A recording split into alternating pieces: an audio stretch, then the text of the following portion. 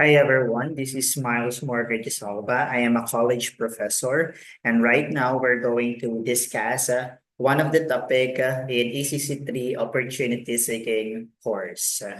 So the topic that we're going to discuss is about defining marketing and the marketing process. First, let me ask you, when you heard the word marketing, what comes in your mind first?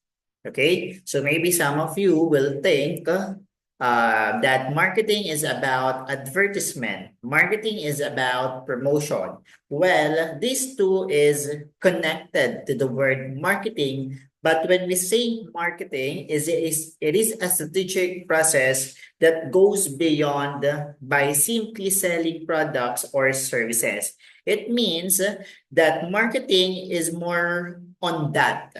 Because when we say marketing, it's about understanding the needs and desire of the customer. So basically, ang marketing daw po, the deeper meaning of marketing is we identifying and understanding the people that surrounds us. Okay? So when we say understanding and identifying, we are identifying kung ano po yung mga needs, wants, and problem ng target audience po natin kapag magne-negosyo na tayo. So the ultimate goal is to build a lasting customer relationship that generate value both the customer and the business. So because of marketing, okay, the business will be okay, the business will be fine.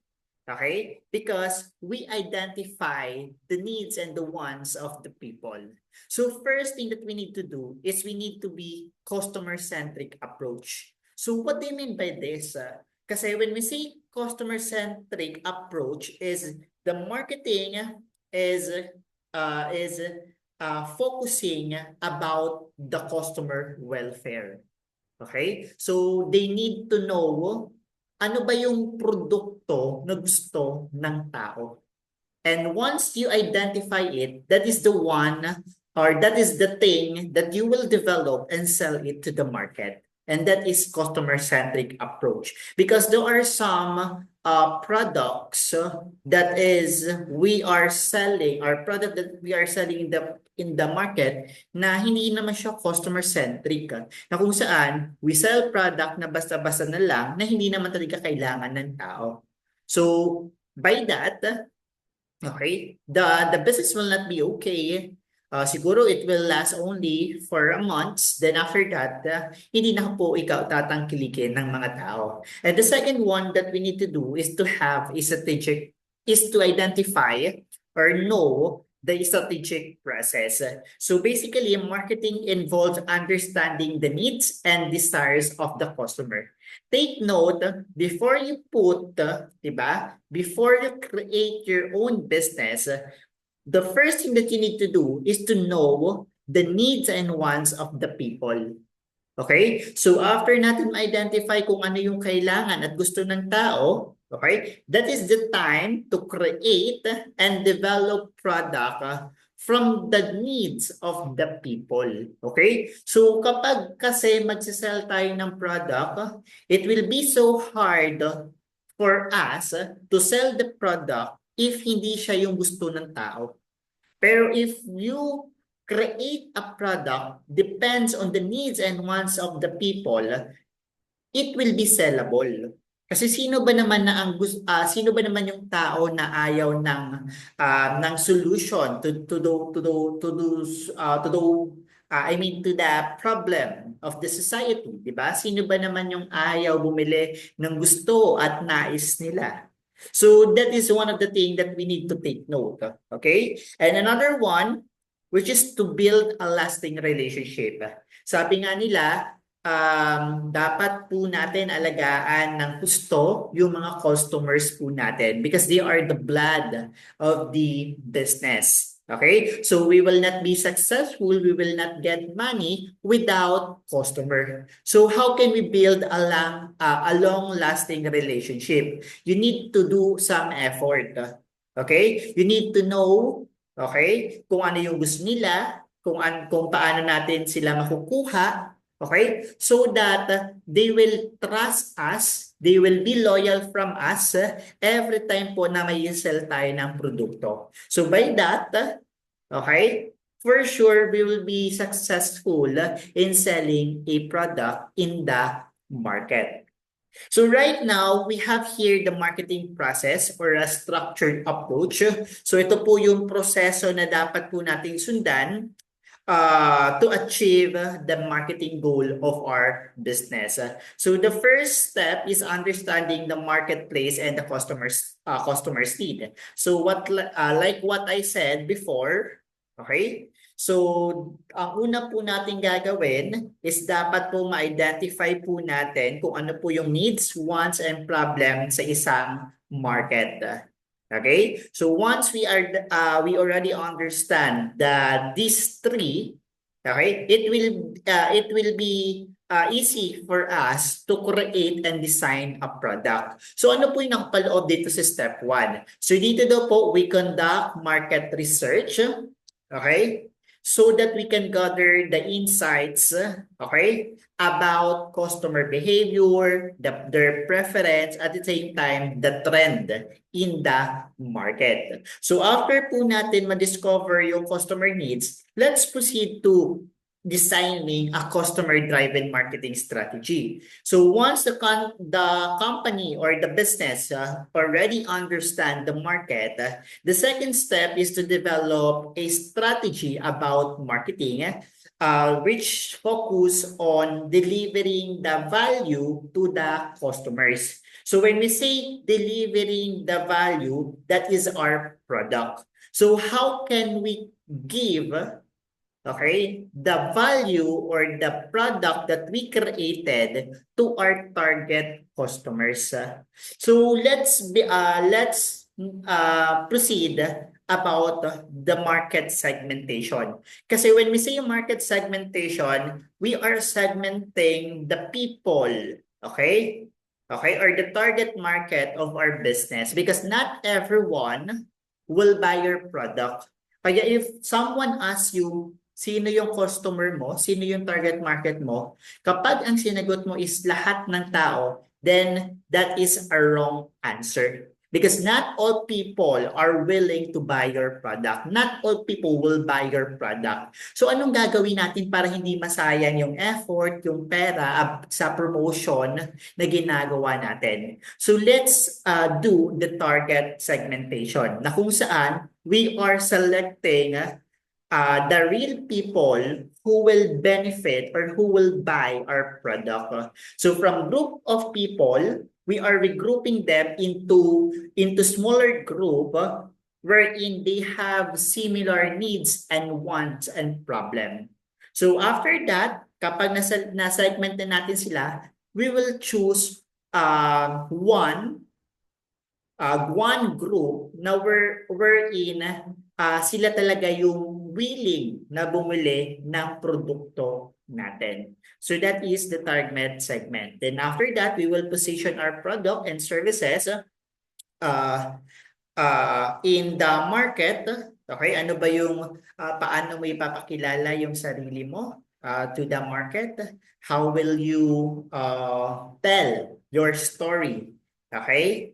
Or how will you tell, or what's the difference of your product from other competitors? So that is designing the customer-driven marketing strategy. And the third marketing process is we have the integrated marketing program, na kung saan we are creating a strategy, okay?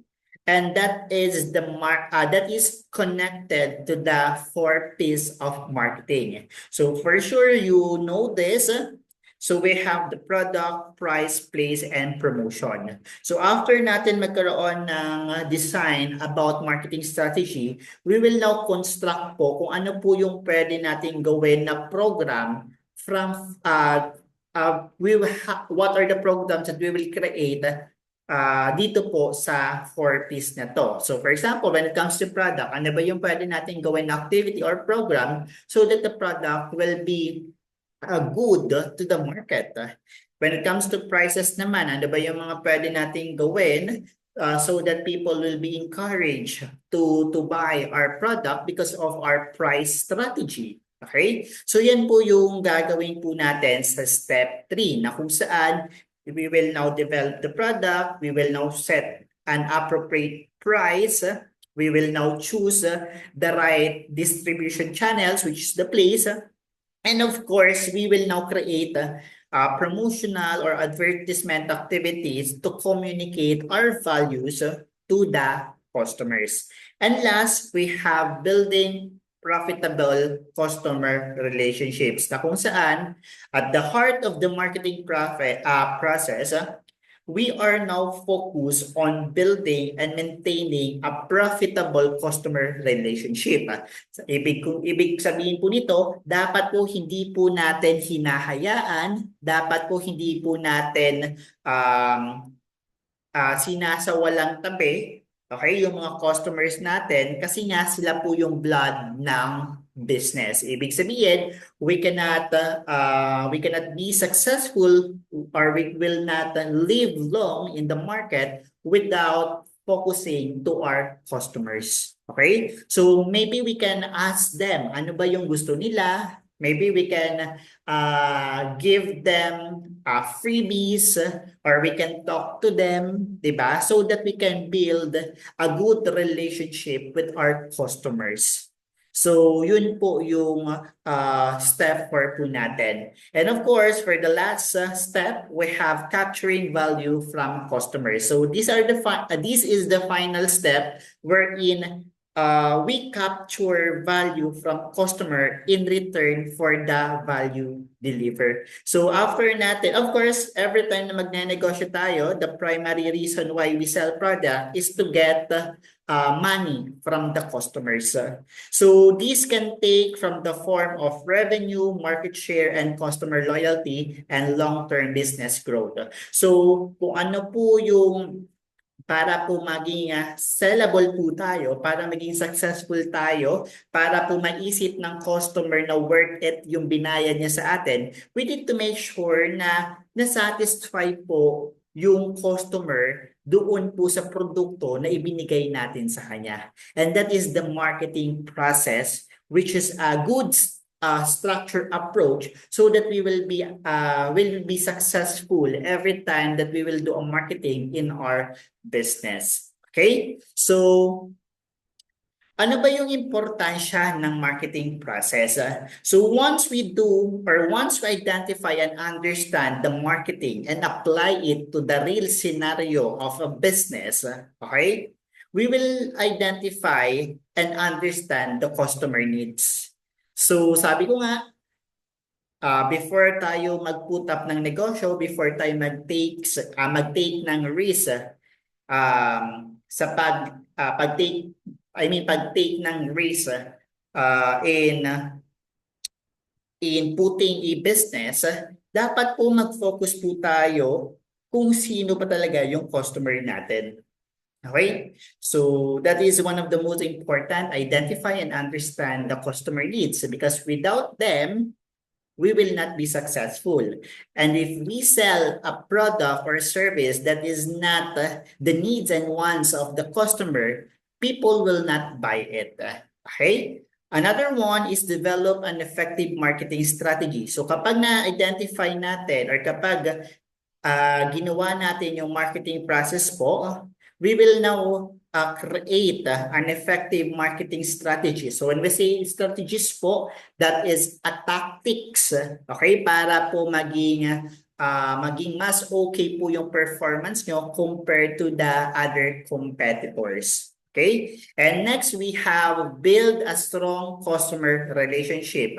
So once we create the marketing process, we can create a big, okay, and stronger customer relationships na kung saan the customer will be satisfied, the customer will be loyal, and kapag naging loyal po sila, there will always a sales sa isang company and there will one of the tiga-aim po natin dito is to have a long-term profitability in growth in the business. And next po is we need to adapt to market changes. As you all know, um, every time or there will always a trend. Okay? So kapag hindi po tayo nakakasabay sa trend, pwede po mapag-iwanan po tayo. So kapag nagsawa na yung tao, okay, anong nangyayari? They will left you and they will look for another. So para po maging maganda yung takbo ng negosyo, para po hindi tayo iwan, we need to adapt to the market changes. We need to identify ano ba yung trend, ano ba yung gusto ng tao ngayon, okay? Para po magawa natin or mailagay natin sa negosyo. Okay? So that we will have a competitive advantage with other businesses. So yan po yung importansya or importance ng marketing process. So first and another next topic that we're going to discuss is how we manage a profitable customer relationship. Sabi ko nga, in marketing process, one of the things that we need to consider is how we manage our customer relationship. Diba? So sabi, kasi customer relationship is the core of the marketing na kung saan it involves creating, maintaining, and enhancing the strong and value-laden relationship with customer and other stakeholders. So ang goal po natin dito is to deliver the superior customer value and satisfaction. So they need to be satisfied so that they will be happy and they will repeat buying again our product and services. Wherein they will lead as a loyal customer, diba? And they will spread the news, the good news from other people, and there will be an increased profitability. Okay? So that is how we manage profitable customer relationship. So we have here the CRM or the customer relationship management. So how do we manage this relationship with our customers? So we can have data collection na kung saan we will gather information about customer interaction, ano ba yung interaction na pwede natin gawin so that makita nila na we are good than other competitors. So we need to identify also what are their preference. Ano ba yung gusto nilang kulay, ano bang gusto nilang design, shape, and many more. And of course, the most important is the behavior. Okay, ano ba yung, how do they behave? Diba? Once they buy our product. So kapag may nakita silang advertisement or promotion, ano ba yung nagiging impact sa kanila? Or ano ba yung behavior na nangyayari or nakukuha or na nangyayari once they look this advertisement? And another one, we have the data analysis na kung saan dito po sa pag-manage po ng customer relationship, the system will analyze the customer data and to identify the pattern and insight. So once we already collected the data, we can already identify the pattern and insights, di ba? So ito pala yung dapat natin gawin. Ito pala yung dapat natin hindi gawin based from the data that we collected. So we will now analyze, di ba? Or alam na natin kung ano yung mga gagawin natin sa susunod kasi we already gathered the data correctly from the customer, and for sure there will be a good thing will happen. Okay? And next, we have personalized experience sa kung saan ang CRM system enable companies to tailor their offering and communications to individual customer needs. So through CRM po, okay, we can make our business connected to the customers. So that's wherein we can offer, we can tell, okay, kung ano ba yung mga dapat nating gawin because of the data collection na ginawa po natin. Okay? So next, how do we partnering to build customer relationship? Ano po yung gagawin natin? First, we can have the value chain collaboration na kung saan we are working with partners across the value chain. Kasi when we see value chain, it is a process wherein how the product or how the raw materials are created as a finished product and get or how it will proceed to the end users or the customers or consumers. So dito po, in that process, we need to collaborate the people that is connected. Okay? So dito, we need to work well with them. Okay, para po maging maganda po yung partnership natin with our customers. And another one, we can have a co-marketing initiative na kung saan we are collaborating with other people or with other group of people wherein we join marketing campaigns that is have same target market. So another one, we have the strategic alliances. No, wherein we are forming alliances with other companies so that we can create new offerings or enter new market together.